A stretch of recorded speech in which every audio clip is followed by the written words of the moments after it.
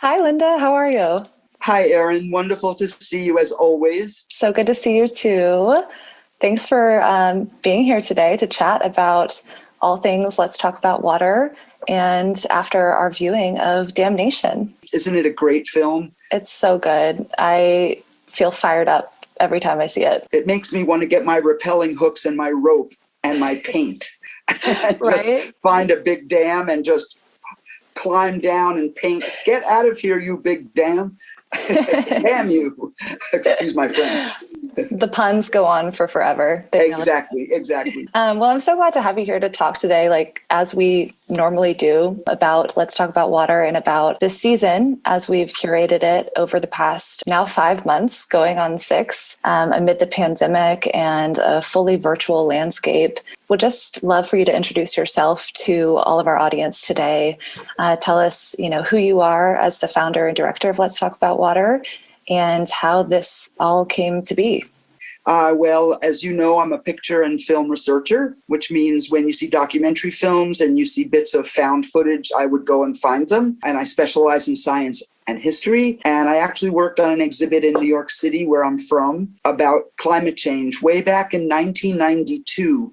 And the book that we also had in conjunction with the exhibit was so well informed that I realized it just changed my life. And so 20 years later, we developed Let's Talk About Water.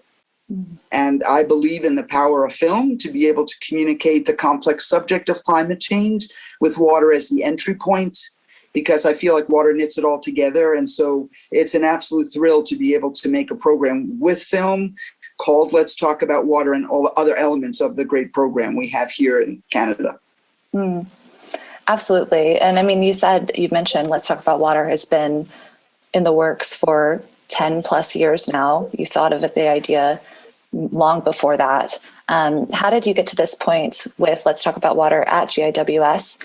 And how did the idea spur for the film festival and film competition? Well, when I worked with the university professors, the hydrologists, I realized water is such an important subject, but scientists don't communicate very easily about the subject. And so using films as a way to set the context, the physical context of a story, and have a story touch people emotionally, that a film was a very good jumping off point. And so Jay Famiglietti, as you know, is a wonderful hydrologist, a very important hydrologist, as well as being an excellent communicator. And he, at that point, was at UC Irvine in California, and he realized that this was a great idea. And so we created with Quasi the Let's Talk About Water formula, and we held our first event there. And then Jay moved from JPL after UC Irvine to Canada, and then we met over the years because I'd always include him in my work in Holland or in South America, or wherever we were doing Let's Talk About Water. And then when he went to Canada, we decided that the idea of doing a short film competition was actually a brilliant way to entice scientists to take what they do and put it in a short form. But it also encouraged people to talk about water policy and personal stories about water. So we created the competition, and then Jay created the podcast. And then we were going to have in real life a film festival, but because of COVID, this is our second year of having it be virtual. So it's actually very thrilling because you can actually reach a much wider audience. Yeah, absolutely. I mean, I think in terms of the films we've received in our competition, I looked this year and I think we had entries from over 50 different countries.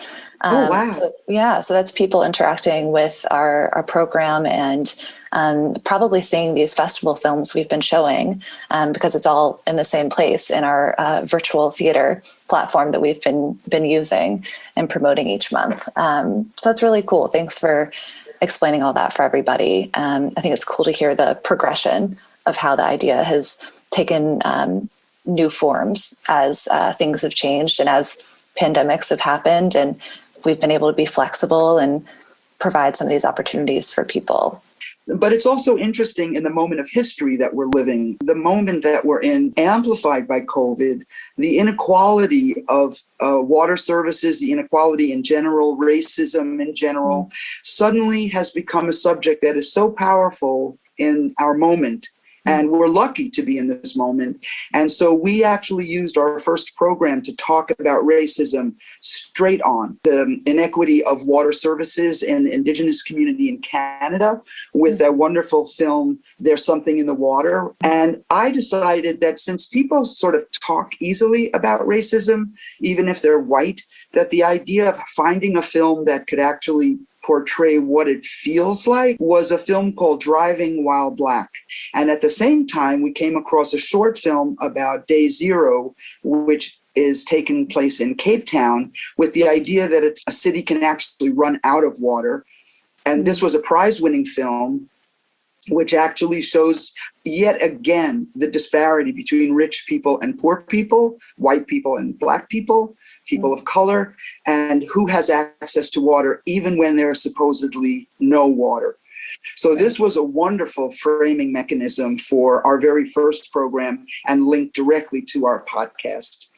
And I think the programs that followed each month built upon different themes of great import, as well as linking to the podcasts. I think so too. Yeah, I think that first one you mentioned is such a good example of how we went about thinking about how to bring all sorts of people into this conversation, you know, people internationally, choosing films where everyone can feel like they either see themselves or see a new issue that they hadn't quite come across, and kind of explore water issues in a way that goes beyond just straight science or straight documentary film. So I wondered if you could speak to that, you know, like how different types of films can still draw on these issues and help us explore them, even if not directly. Well, what was interesting in the second show, we showed Water and Power, a California Heist. So this is looking at agriculture and the idea of the food and water nexus, and the idea of who's buying land and for what purposes, and how water rights are really a huge issue. So it's a very dynamic documentary by Alex Gibney. But at the same time, who are the people who are actually tending those vegetables and pulling those oranges from the trees?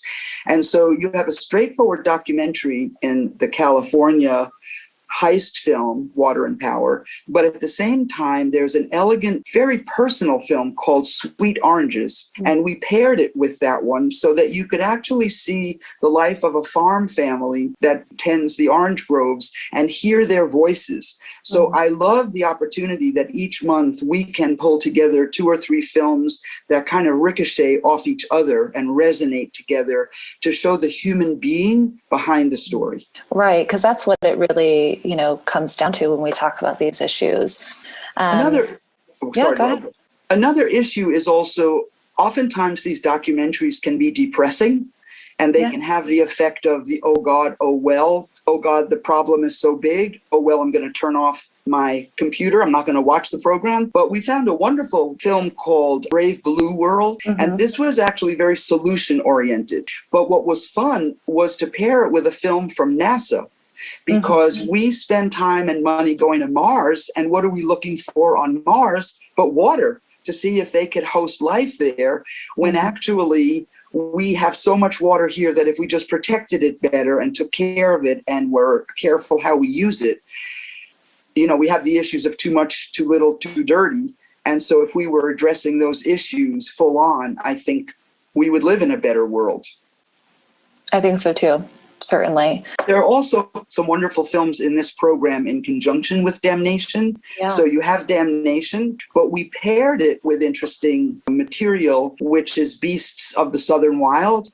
And that in the same way gives you a look at the people behind the story, the human beings that are actually affected by the decisions made by governments and policymakers about who's to be subject to levies and who can live where and how we actually find solutions. But it's also paired with a short film called .tv.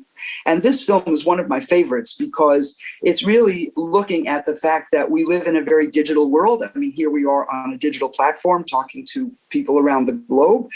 But .tv is actually the web domain of the island of Tuvalu. And in the film, the filmmaker Anthony Svatek actually looks at the idea that the domain name .tv will probably exist beyond the island's existence because of sea level rise. And so again, it looks at sort of the digital world in relation to the natural world. It looks at the people being affected by sea level rise, and it does it in a very poetic, very beautiful way. So I'm very appreciative that we were able to pull these various titles together to make a very dynamic show for our audiences.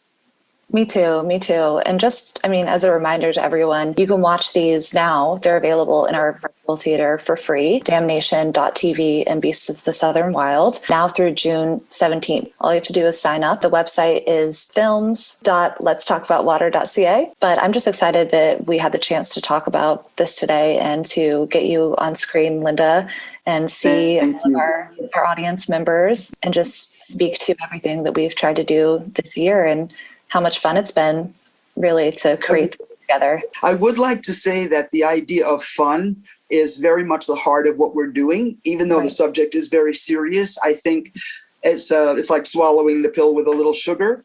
But I also want to thank you, Erin, for just doing such a marvelous job in making it so wonderful to work on this project. You know, I have a big personality and I talk a lot, and you've been very wonderful at just putting all the pieces together and making them work and just making it go so smoothly. And I just want to say that you, Erin Stephens, deserve a big round of applause. I wish I had the applause emoji that we could just go like that. So thank you so much, darling. You're so welcome. That's nice of you to say. Same to you. This all would not happen without you and your influence and your ideas and your commitment to making it fun and accessible, because that's what we need more of now, right? The solutions are out there. They've been there for a long time, and we just need to find our place in these issues and do what we can and be inspired. And I think that that's what Let's Talk About Water is all about. So I'm grateful to you for being here today. And I also want to thank the team, you know, Sean and Mark and a lot of other people that contribute, and especially to Dr. Jay Famiglietti, really, for being the captain of the ship and really making it work. It's really indebted to him for inspiring all of us to make this as great and fun as it is. I hope everyone gets to use the tools that we created over and over again, not just a one-time look. Bye-bye. Thank you, darling. Bye. I'll see you soon. Okay, bye, darling.